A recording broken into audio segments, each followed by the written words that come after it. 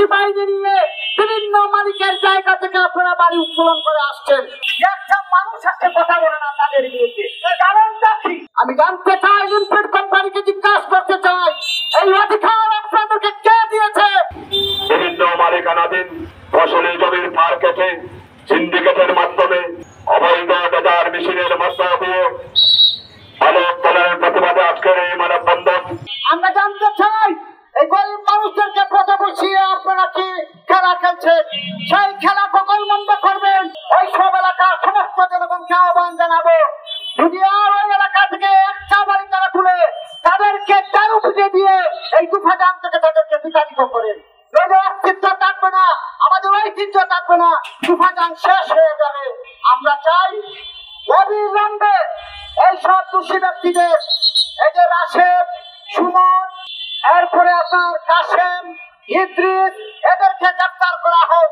গ্রেফতার করে তাদেরকে জিজ্ঞাসা করা হোক যে আপনারা কেন মালিকানাধীন জায়গা থেকে বাড়ি উত্তোলন করে লুটপাট করছেন। আজকে এখানে এসে আমার নিজের জায়গা থেকে তারা পার কেটে বাড়ি উত্তোলন করে আসছে। আমি জানতে চাই, লিমিটেড কোম্পানিকে জিজ্ঞাসা করতে চাই, এই অধিকার আপনাদেরকে কে দিয়েছে? আমার নিজের জায়গা, আপনারা কেন আমার বাড়ি, আমার জায়গা থেকে বাড়ি উত্তোলন করবেন? আপনাদেরকে যখন সরকার অনুমোদন দিয়েছে বাড়ি উত্তোলনের জন্য, সরকারের জায়গা আছে, সরকারি জায়গা থেকে আপনারা বাড়ি উত্তোলন করবেন। মানুষের জায়গা থেকে বাড়ি উত্তোলনের জন্য সরকার আপনাদেরকে অনুমোদন দেয় নাই।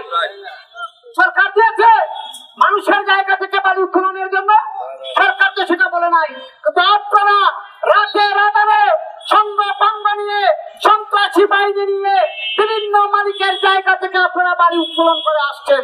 গতকালকে আপনারা সেই বাড়ি উত্তোলন করেছেন আমার 1092 দাগ থেকে। প্রিয় ভাইয়েরা আমার, আজকে এই লিমিটেড কোম্পানির সঙ্গে কারারও জড়িত রয়েছে।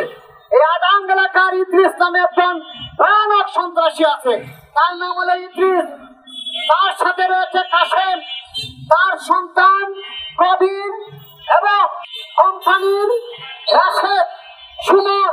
এরা একটা সিন্ডিকেট তৈরি করে বিভিন্ন মালিকের জায়গা থেকে তারা আজকে এই বাড়ি উত্তোলন করে যারা মালিক তাদেরকে পথে বসে দেওয়া হচ্ছে।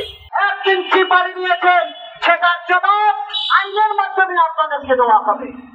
বাইরে আমার আত্মশান্ত দুঃখ এবং প্রকাশের বিষয়, একটা মানুষ আজকে কথা বলে না তাদের বিরুদ্ধে, কারণটা কি? আমরা সেটা জানতে চাই। সবার মুখকে জায়গায় দিয়ে বন্ধ করে দিয়েছে। আমাদের সুনামগঞ্জে এইসব মানুষ নাই, সাহসের মানুষ নাই দিদি কথা বলার জন্য। সেই মানুষগুলোকে তারা কিনে ফেলেছে, সেই মানুষগুলো তার কাছে বিক্রি হয়ে গেছে।